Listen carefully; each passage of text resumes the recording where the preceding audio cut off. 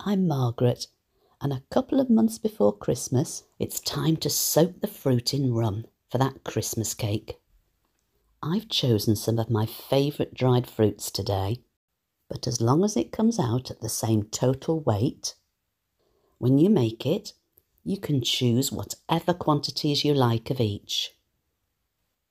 Once the rum is in, I'm going to leave this somewhere in the kitchen where I can see it, so I remember to shake it every now and again. And after a week, the dried fruit will have puffed up beautifully and have a gorgeous flavour. Then we'll be ready to make the cake. And here's the recipe for the Christmas cake. Let's line that tin first. Here's my quick and easy way to line the bottom. Just trim it to size, and then it should fit beautifully. Now the butter is just to stick the paper, so we don't need to be too careful about this today. Now a Christmas cake rises quite well when it's baking, and just to be on the safe side, I'm going to put a baking paper collar on this tin. I've got a long piece that will go right around the tin, and folding it just in half. And then if I roll it round, it should fit. There we go. It's been a week since I soaked this fruit in rum, so it's puffed up quite nicely. The smell is amazing. Now don't throw that rum away, we're going to use that later. For the cake batter, we'll need the usual ingredients. Lovely soft butter, and today we're using brown sugar. These early stages of making a cake are the most important. Mixing the butter and the sugar together until they're really smooth takes a little bit of time, but it's well worth the effort. This is my mum's old recipe, and it calls for 4 standard sized eggs. Now these eggs are large, so I'm just going to leave out 1 egg yolk to start with, to see how the batter comes together. I think that should be fine. Let's add that extra egg yolk. I can always add a little bit of flour later if it's not quite the right consistency. Again, this needs a really good mix until it's smooth. And in with the dry ingredients. 2 types of flour, almonds for texture and flavour, and of course a little bit of salt. And there goes that mixed spice to make it really Christmassy. At this stage, it's best to fold it in by hand. We don't want to overwork the flour.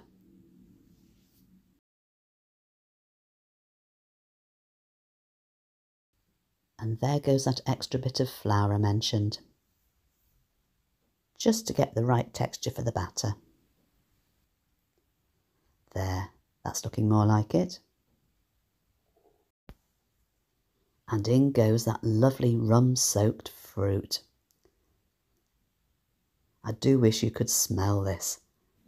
The smell of the spices, the rum, the fruit.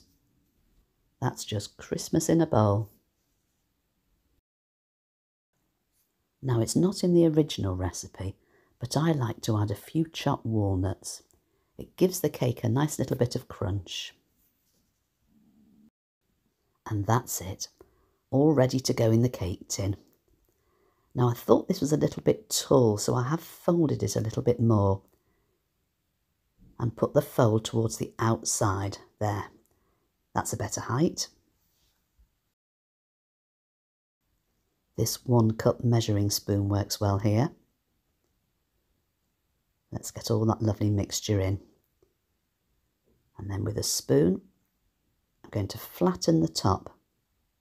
Now when it's been in the oven for an hour, I'm going to cover it loosely with foil so the top doesn't burn. Then I'm going to lower the temperature and leave it in for another hour and a half. And there it is. I'll leave it to rest, and then while it's still warm, I'm going to poke a few little holes in with the skewer, and this will help that fruity liquor to soak into the cake and keep it lovely and moist.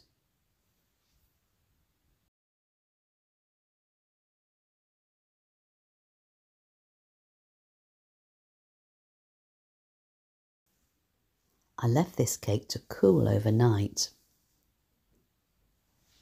Now it's ready to be wrapped up to leave to mature until it's ready for Christmas.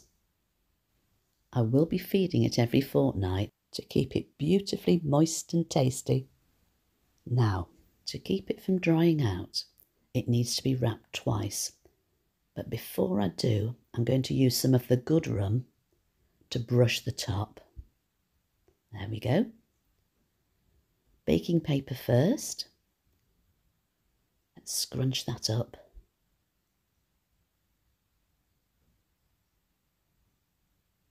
There we go. A bit of string on that, I think, now. One round the edge.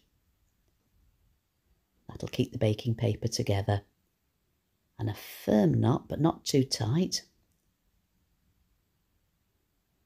I think I'll need another one on that. Bottom to top, there we go. Make sure the air doesn't get in too much.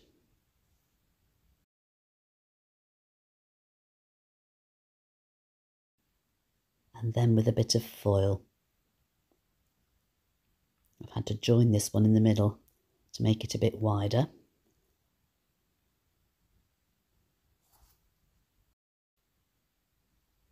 I'll just scrunch that all together. And then it's ready for the airtight tin. This can happily be left on a shelf in the kitchen, but every fortnight you need to poke holes in the cake, pour in some rum, brush it over the top and wrap it back up again. About 2 weeks before Christmas, I like to start putting the marzipan on. I'm starting here with a little bit of rum, a final bit of moisture and a final bit of rum flavour. I'm using golden marzipan today. I love that bright yellow colour on a Christmas cake. Kneading the marzipan will take a few minutes, but it's well worth it to get rid of all those cracks. We want a nice smooth dough for this. I'm going to need quite a bit of icing sugar here to stop the marzipan from sticking. A little bit more on top and a little bit on that rolling pin. And we'll roll it one way and then twist it round and roll it the other. If I keep doing this, I should keep quite a nice circle.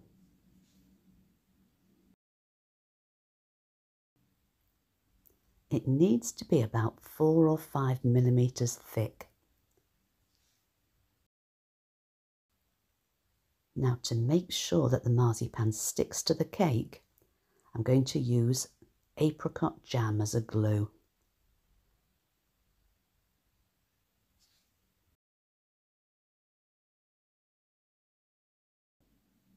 There, that should be enough. Then we turn the cake upside down in the centre of the marzipan and cut a little bit wider than the cake all the way around. That extra marzipan won't be wasted. I'm going to keep it in an airtight bag and use it for another recipe. Now let's get rid of all that extra icing sugar before we turn it over. A little piece of baking paper and on top, over we go. Let's press it round the sides to make sure it's firm and brush the top, and any little bits round the edge that haven't quite gone over, we can squeeze over. Finally, I'm going to brush some more apricot jam around the edges of the cake. This helps to seal the crumbs in for when I ice it, and also acts as a seal to help preserve the cake. I'll pop that into a tin for a few days so that it's nicely set. Next, I'm going to show you how to make the best icing. I'm going to give you some tips on how to ice the Christmas cake, and I'm going to show you how I decorate it with homemade marshmallow icing shapes. So let's get started. We're going to begin with 3 pasteurised egg whites. Then into that, I'm going to add a teaspoon of white wine vinegar.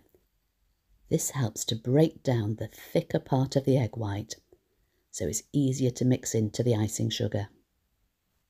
When the egg whites have frothed up a bit, we can put half of the sieved icing sugar into a large bowl, followed by the egg whites and then topped up with the rest of the icing sugar. Let's mix it a little bit by hand first, so it doesn't fly everywhere. Then let's go in with the hand mixer and mix it well until it's thick and creamy. You might at this stage need a little bit more icing sugar, so it's good to have some on hand. This will take about 5 minutes. You'll know it's ready when it almost stands up by itself. This is the time to add a teaspoon of glycerin. This is a wonderful ingredient as it gives the icing a really nice shine. It also stops it solidifying completely and becoming too hard on the cake. It's a good idea to check that consistency again. That's just how I want it. Just soft enough to fall into place.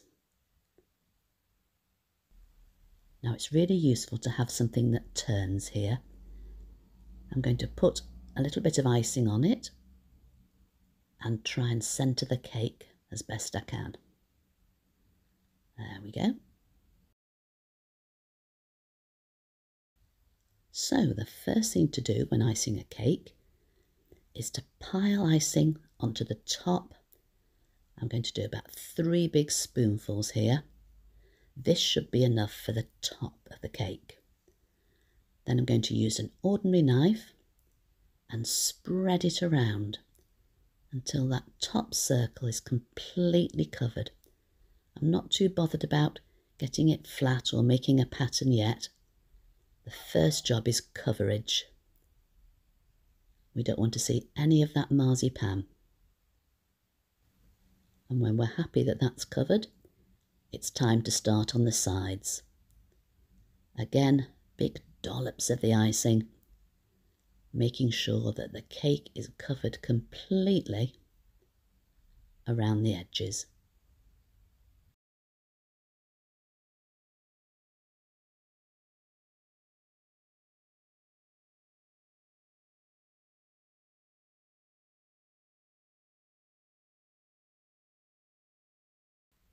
When you're happy that the cake is covered, it's time to go back to the little knife and to make that side completely vertical. I'm scraping the edge here, and each time I'm taking a little bit of icing off and scraping it onto the side of the bowl.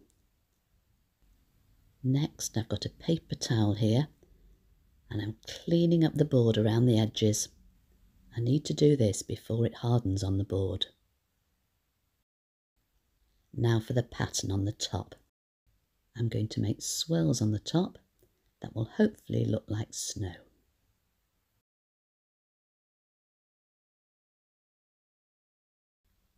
So when you're happy with your pattern, the next job is to make sure the cake top is circular, and I'm doing that by taking my palette knife all around the edge at the top. I'm going to leave this for about an hour to form a bit of a crust before I decorate it. I really must recommend something to you here. If you've never made marshmallow icing, I suggest you try. It is such an easy icing to make and it's so versatile. All you do is wet your mini marshmallows, microwave them until they're soft, add the icing sugar and knead it until it becomes like Play-Doh. Then you can colour it, stamp it, roll it, glitter it. I'll put the recipe down below so you can give it a go. Well, that's about it from me. I do hope you've enjoyed my Christmas cake recipe. I wish you a wonderful festive season wherever you find yourself this year. Take care, and I'll catch you all again very soon.